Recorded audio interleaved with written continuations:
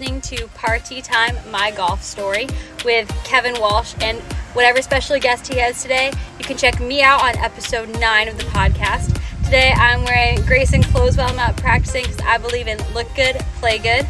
And follow me on Instagram, Sophia Warren Golf, and hope you enjoy the rest of the show. It's Party Time, My Golf Story, brought to you by Party Drinks.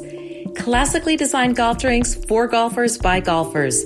And the golf real estate pros Gene Walsh and Vince Vizzacaro. For your Southwest Florida real estate needs, check them out at suncoastdreams.com. Now here's your host, Kevin Walsh. Hey, what's going on? Welcome to the program here. We are back in-house where the podcast usually originates from after a couple of shows on the road. I was actually on the road only for 3 days, but I recorded 2 programs in Ledyard, Connecticut, but we're back in the home studio at Lakewood National Golf Club. Thank you so much for joining. We're going to be breaking news today in a couple different ways, one of which is the recording date of the show and the time. It's going to blow you away once we get into it with our guest, Terrie Purdum, who is the publisher of Golf Central magazine and is also the founder of TurfLife.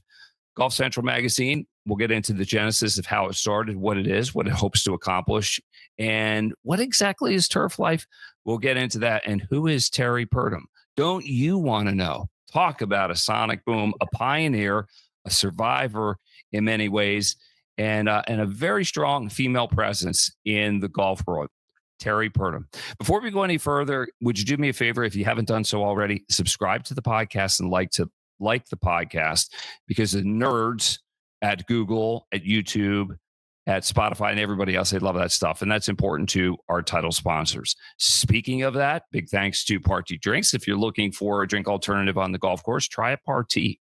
For golfers, by golfers. Transfusion, far and away, number one. Stop drinking crappy stuff on the golf course. Drink the good stuff. And I'll have news about a new client coming on board shortly coming up. And if your dream is to live on a golf course or in a golf resort-like community like Lakewood National Golf Club, where this podcast originates from, nobody better than the golf real estate pros of Gene Walsh and Vince Vizzacaro from suncoastdreams.com, a division of fine properties in the greater Sarasota area. So that's the preamble. Let's bring the star of the show on board. Here is Terrie Purdum from Golf Central magazine. Terrie, it's good to see you at any hour. Do you want to break the news about what time we're actually recording this? Early. It's fantastically early. It's like 4:27 Eastern Standard. Okay, who's the golf sicko who thought this was a good idea to record in the 4 a.m. hour on a Thursday morning? It's us. I think it's fabulous. Hey, those golf course superintendents and the grounds crew keepers are out there already prepping this properties for all of us to enjoy. So I have mad respect. And I do as well. And I actually like being up early. The first 10, 15 minutes hurt, but once you get rolling, I love it. I feel like I'm running laps around the world. What about you? Yeah, I agree. It feels like you're ahead of the game a little bit. You're already checking all of the different feeds on Facebook, which, you go down that rabbit hole and you start watching reels. I think funny cats and dogs can get me distracted, though. Those reels, those funny videos. Which is, also men and women mowing grass. I don't know why I'm addicted. Oh, man, you are deep into the turf life and you're into stuff. I'm with you on the funny animal stuff, German Shepherds, because I have a German Shepherd. So I can't get enough of the stuff. People love dogs on the course, canines on the course. And we love to feature those because I have some superintendents who call me and say, my dog gets more presents from the members at Christmas than I do. They know his name. They know her treats. It's such a fantastic collection of wonderful people that make up our world in this industry.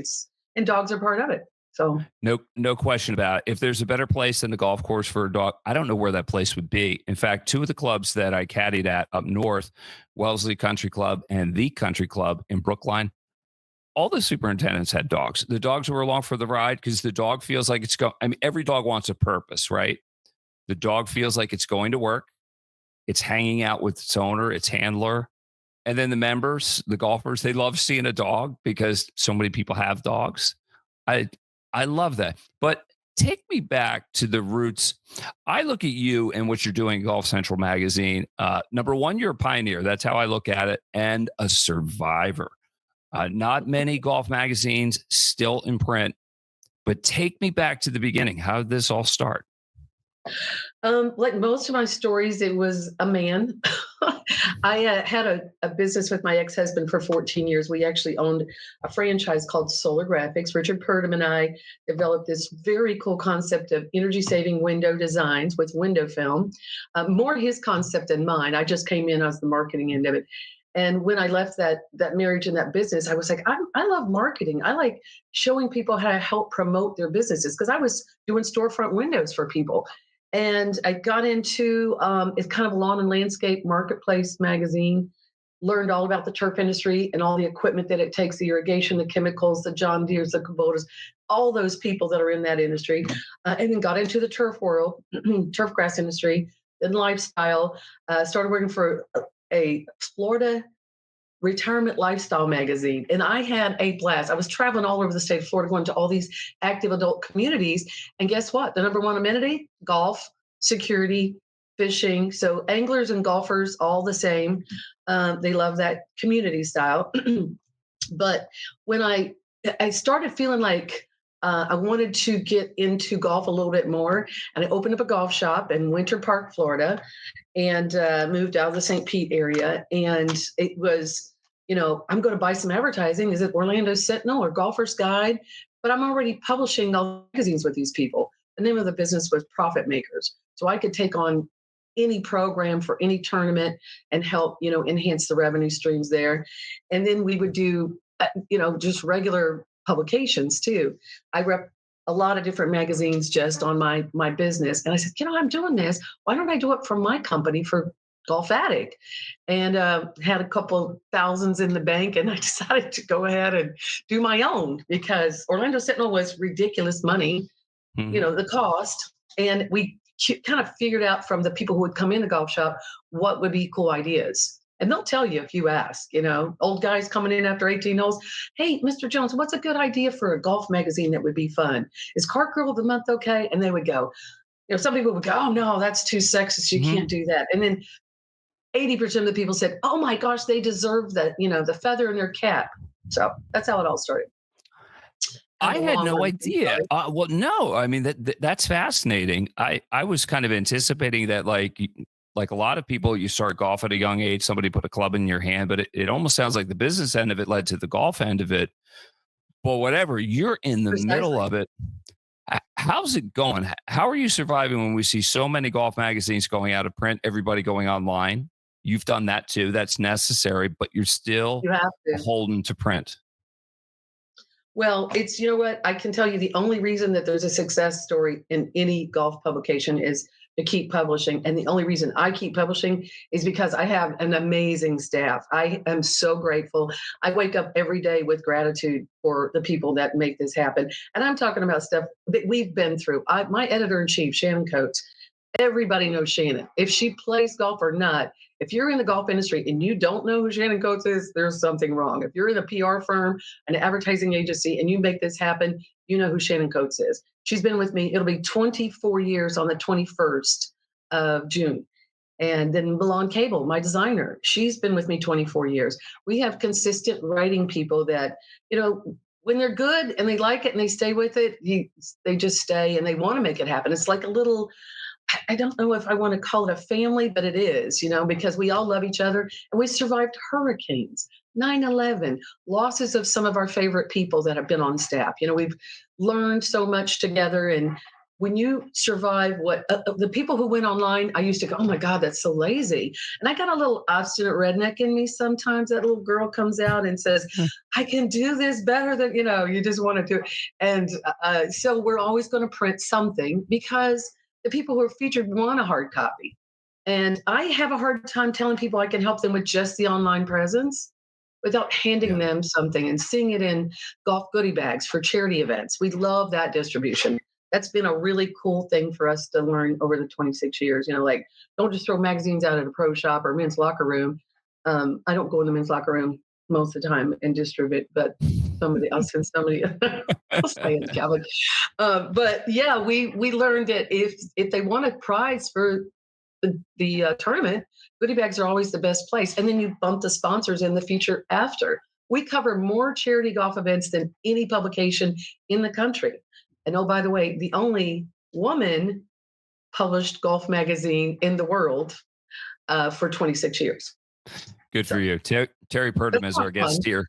Kind of fun to say. Oh, a lot of work, but a lot of fun, and just the fact that you have a good staff and you've struggled together. I mean, it just reminds me when people struggle together, they have bonds that are unbreakable, and there's no greater bond than war buddies. I mean, and everybody knows that. That's just a fact. Terrie Purdum is our guest here on Party Time, my golf story, brought to you by Party Drinks. If you're looking for an alternative on the golf course, try a Party. And if you're in the golf industry and you don't know, if you don't have Party, by the way, Paradise Craft Distributors is the exclusive distributor of Party across the state of Florida. And if your dream is to live on a golf course, then there's nobody better than the golf real estate pros at suncoastdreams.com. Gene Walsh and Vince Vizicaro got you all taken care of on that. Terry, you cracked me up with the redneck comment, and I want to go in. I want to dig a little bit deeper on that. What's the backstory? Where are you from? The hometown. What was life growing up where you did? Okay, I'll try to do the abridged version. Small town, East Tennessee, little town called Sunbright. Still a lot of people in my family there, but below and above ground, actually, lots of them. And moved to Florida when I was 17. Moved to Florida to meet my real father, actually. And I came from a small town, and I'm talking, to real small. Like there's one red light now, I think, and that's just recent. But when you move away from a place like that and you come to Florida and you go, oh my gosh, my backstory doesn't mean it. I don't have to identify myself by any kind of past. I can come to Florida and be anybody I want. It's like people that come from other countries and come to America and go, oh my gosh, I can do this. I can be whoever I want to be. I can speak what I want. I can make this happen.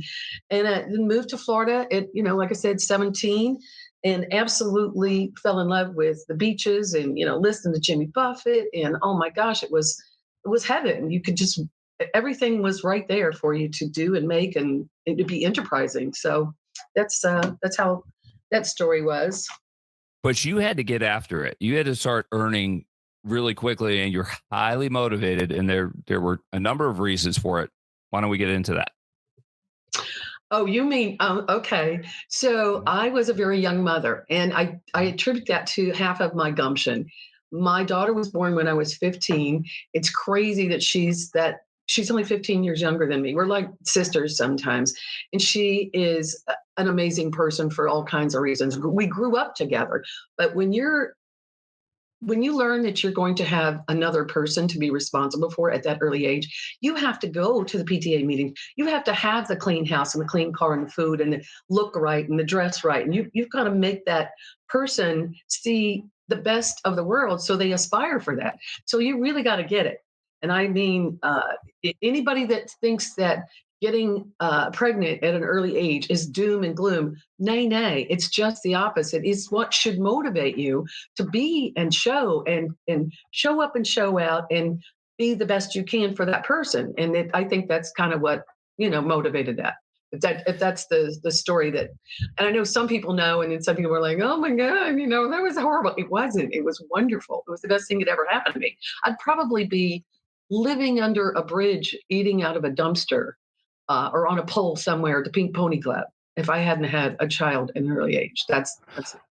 So. Well, necessity is the mother of all invention, but the you have a fire that continues to this day. I mean, I could just feel it screaming through the screen. And when we've talked on the phone and everything, you just got a passion for stuff.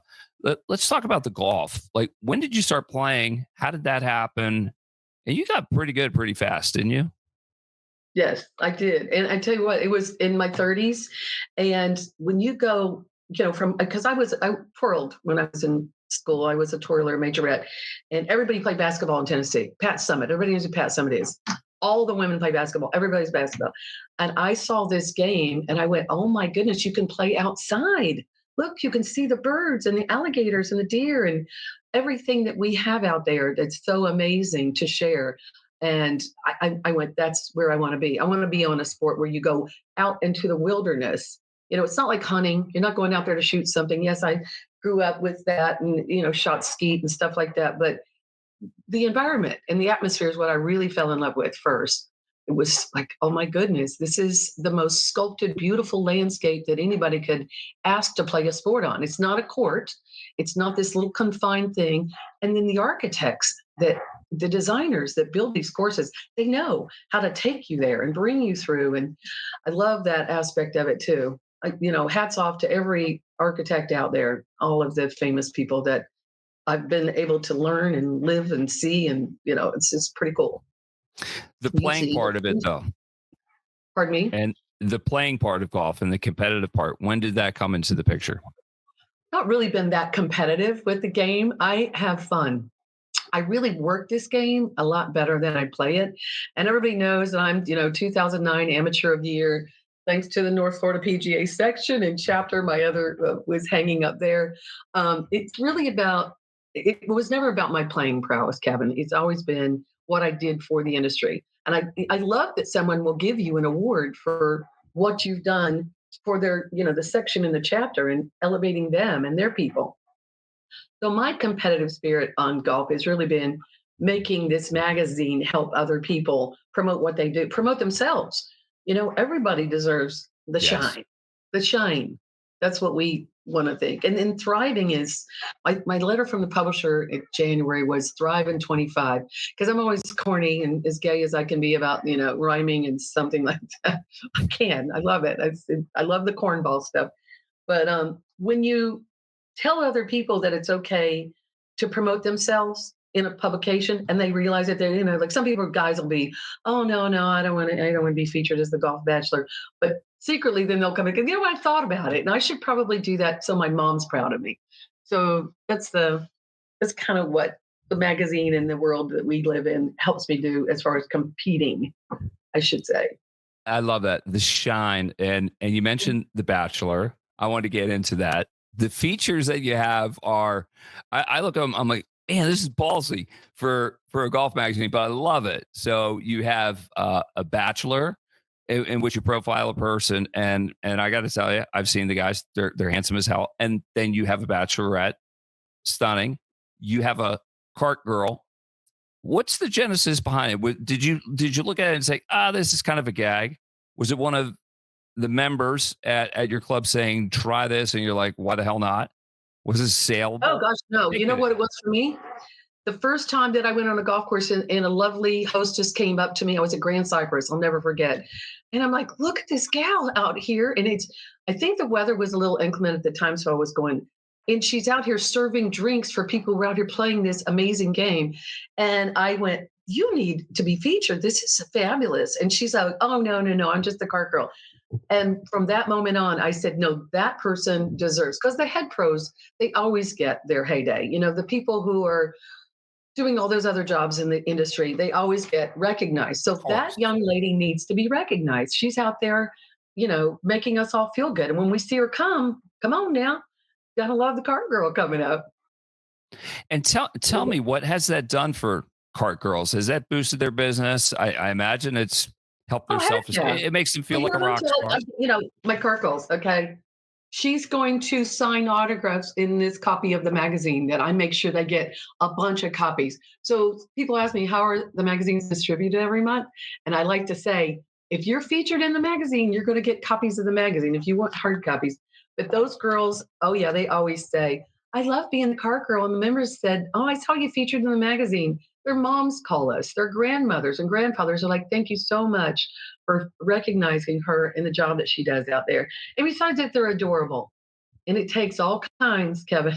We have had some really funny answers over the year. One of our questions is, what's the worst and best pickup lines? And I mean, we've lost our cookies laughing under the desk, laughing at some of the answers. Okay, yeah, let's go. Give me some of the best and worst. Okay, this is a little creepy, but also a little fun. So one of the questions is, what's the funniest thing that people say to you on the court? And this one girl from, I'll say Mission, I won't say the rest of it. She said she has a regular group, and the one guy in the group, he's the funny guy. He's the one who always tries to make people laugh. He's always trying to flirt a little bit. And he goes to the back of his cart on his clubs and says, does this towel smell like chloroform to you? Okay, little creepy, a little funny, and it was like, okay, that was before human trafficking was a thing. It was actually kind of funny back in the day, but those are some. And then are you just like, are you from Tennessee? Because you're the only 10 I see. All those stock flirt Oh, lines. Those are fun and cute, but some of the girls' answers are just way. I mean, some we can't publish. That's how genuinely fun they want to be, and they send the greatest pictures. I And do again, it too. takes all kinds. We've had car girls nominated because they donated blood for one of the members that, could possibly have saved their lives. So that's always a groovy thing to, be a part of. That's cool. I got a great pickup line story. Well, it wasn't a pickup, but it was kind of a hit on flirting with story. Won't name the place, but the cart girl was very cute girl. And a guy that I was with, he walked up, saw her and goes, I want to meet your mom. That's pretty good, isn't it? Because he's complimenting her, saying, "Hey, you're pretty, but you're a little too young for It's too me." young. Yeah, I It, love it. it made her day. Yeah. It made her day. So tell me about the bachelors and the bachelorettes. Has the publicity led to any good romance stories as a result of your coverage in the You know magazine? what? I always tell Todd Lewis from the Golf Channel when we featured him, I'm like, "You're welcome. Look at this beautiful bride that you got not long after you were featured, Todd." And it's led to some love on the links, and we've called it that. And we've actually done the feature after the fact. But I love golf and dating and people who are meeting because of the industry. Like somebody will meet the food and beverage manager and they're the golf course superintendent or the head pro. And before you know it, it's love on the links and they're married and having children and it's a great story. But yeah, the unique features that we have is what makes us, of course, set apart from the national publications that still exist that are a little bit more staunch, a little bit more buttoned up. And we like to be folks. We like the fun, comfortable feeling of that. We want golf to be more like that for people. So that's part of the mission too. The Golf Bachelor features have been just, again, some answers that will make you laugh until you cry. Some that will make you cry because they're so heartfelt. Always, the respect for their mom. Who do you respect the most for the inner and outer beauty? Boxer briefs or commando? That's one of the favorite questions that's answered. I mean, they answer that too. Yeah, they do. But the guys need to be recognized too because they're in the pro shop or they're selling Oakley sunglasses. We've done it's all kinds of people. It could be a member. It could be, and everyone deserves to be recognized for something like that. So You know what I it's been think fun. it is? It satisfies a curiosity. The human condition is we're all curious about everybody, and if you can scratch that itch and say, "Hey, there's more to the cart girl, the guy in the shop, or whatever," you're in the right lane, Terry. I really think you are. That's cool stuff. So, tell me about TurfLife. What is it? How was it founded? What are you looking to accomplish? Well, originally, Richard, the very first issue, April 1st, 1999, we did a feature. And a dear friend, Joel Jackson, he's in California now. Hello, Joel. He'll be watching. He wrote these Disney esque kind of, teaching people about what it takes to maintain a golf course. And that's what we were trying to do, educate the consumer about the men and women behind the scenes. And it's a very, very important matter. And now, Kevin, you see all kinds of publications taking the lead and doing that and recognizing them and saying, oh, and this is the reason that grass is like that. I mean, if you're on a committee at a private club and you're on the greens committee, but you're, a retired gynecologist, you want to act like you know what kind of turf that is and why it's growing like that and why it's irrigating like that. And a lot of people actually are learning more and more and more now. And there's actually some programs up north that a guy started, Ryan Crossover, called The First Green, where he's educating children like the first tee and bringing them up. And they all play golf too. But that back in the day, it was not as prevalent. And Joel Jackson wrote that first feature, and we called it Live Golf because we wanted people to know that chemicals are not going to kill, and golf courses are not bad for the environment. Matter of fact, our little slogan was "Golf does a planet good," and we made that little golf balls with the planet. And I don't know if you remember the milk campaign, "Milk does a body good," but we took a little Of smiley face like course. that and put it on our golf does a planet good, and it was live golf. And if you look at the word live golf, it also says live golf. So live and live it just depends on how you say the word. And that's where TurfLife was evolved from. And I got the trademark June 2nd, 2015. So there's my trademark behind me. I'm very proud of And that accomplishment. You should be, and you have all different products and everything. I've seen them online. You've got ball mark fixers and everything. You got clothing lines, and I mean it's a fashion statement too, isn't it? Yeah, it is. And again, it's a pride thing. If you look on the decals, a lot of people go, "Oh, it's like Salt Life." It is a lot like Salt Life, and Salt Life is, they did, $687 million in sales in 2023. So, and they did end up giving back. And one of the things we wanted to do was give back with Turf Life. So every decal that was sold, we were giving back to EREF, Environmental Research and Education Foundation, headed up back then by Matt Caraway.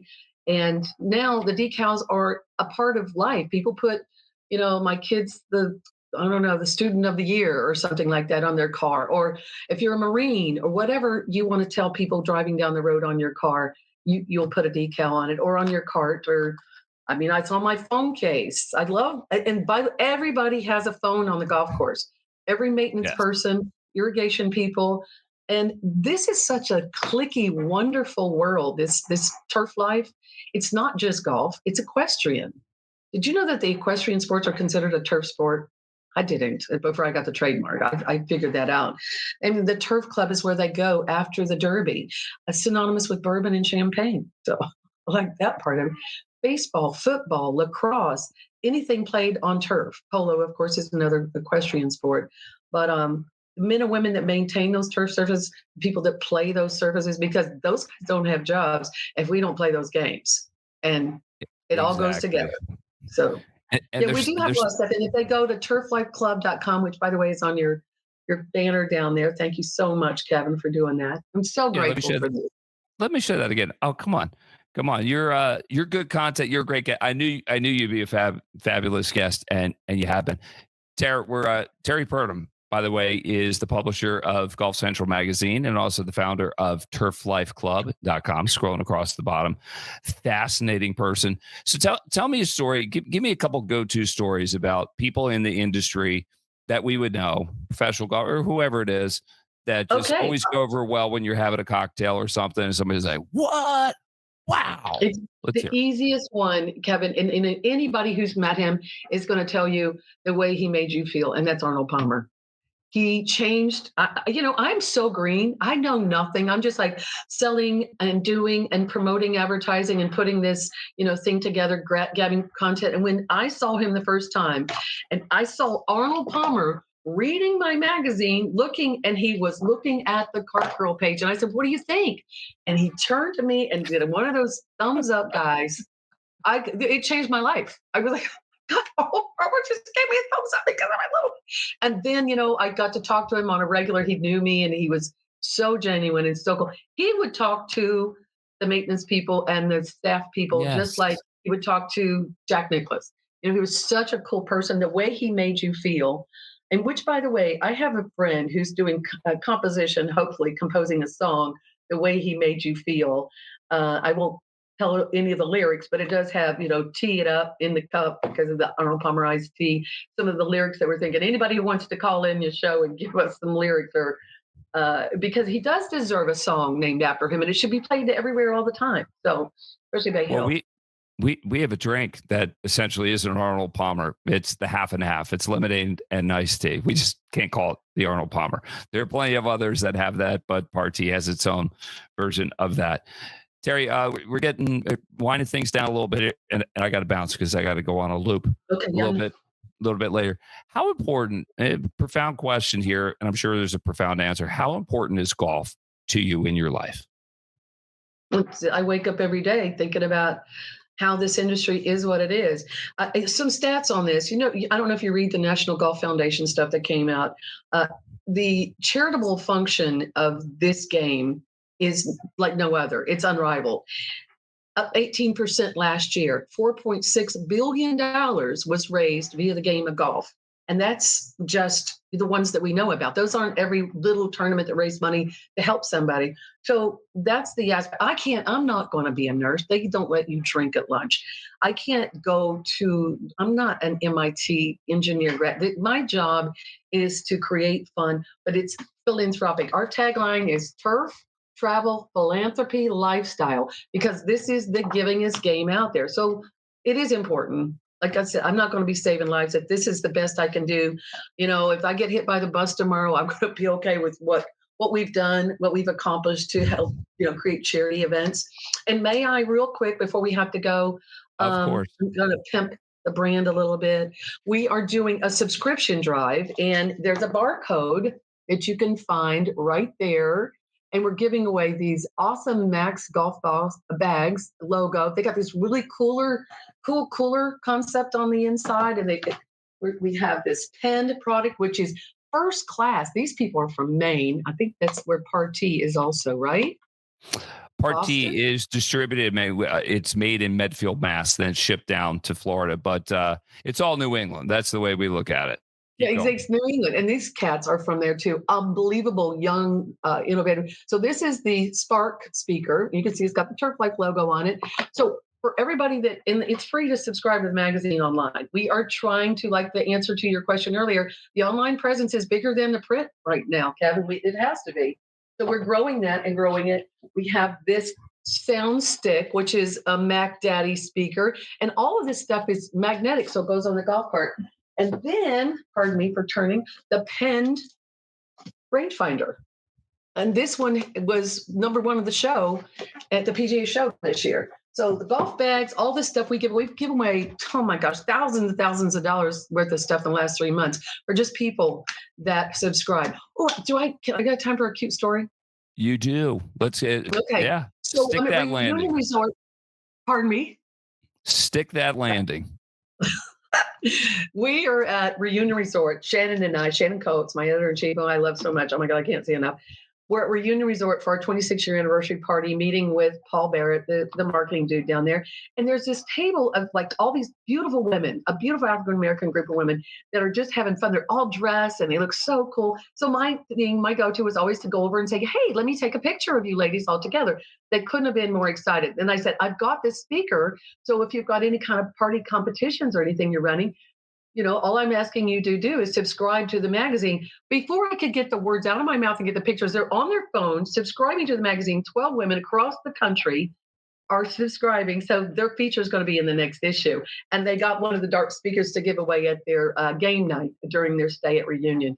So those are the kind of organic, authentic, meet somebody, feel cool. And they're like, oh, they're going to be in the magazine. And we just met them and they won something. They all subscribed. So kind of cool that happens in our world. Everybody, man, you are a marketing machine, Terrie Purdum. I enjoyed our conversation immensely, especially the Arnold Palmer story and the train cart girl, because those of us who knew Arnold, he would love something like that. And he was unashamed to admit it. And the thumbs up. You got the thumbs up. Gonna give you a thumbs up. Let's keep in touch. All right, Terrie. Okay, thank you again for this opportunity at this hour. I guess I can go back and take a nap before the day gets going. No, I'm just kidding.